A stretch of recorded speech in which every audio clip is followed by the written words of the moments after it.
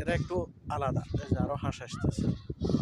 এরা সব সময় সাউথ আফ্রিকান যারা নাগরিক কালার বা ব্ল্যাক, কালো যাদেরকে বর্ণের, খসা জুলু, এদের সাথে মিশে এক জায়গায় থাকে না।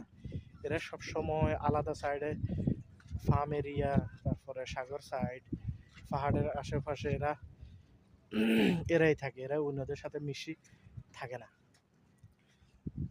এই যে সাইড, এই যে উপরে পাহাড়গুলো এই সাইডে পুরোটা সাদারা থাকে সাইডে।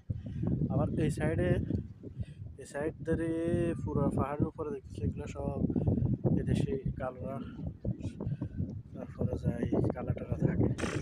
সাদাদের এরিয়া ফরেনারদেরকেও অ্যালাউ করে না, এদিকে দোকানপাট করার সুযোগ দেয় না, লাইসেন্স দেয় না। বা যতই দেশের স্বাধীনতা হোক, সাদাদের এখনো গুরুত্ব অনেক বেশি। তো সবাই ভালো থাকবেন, আল্লাহ হাফেজ,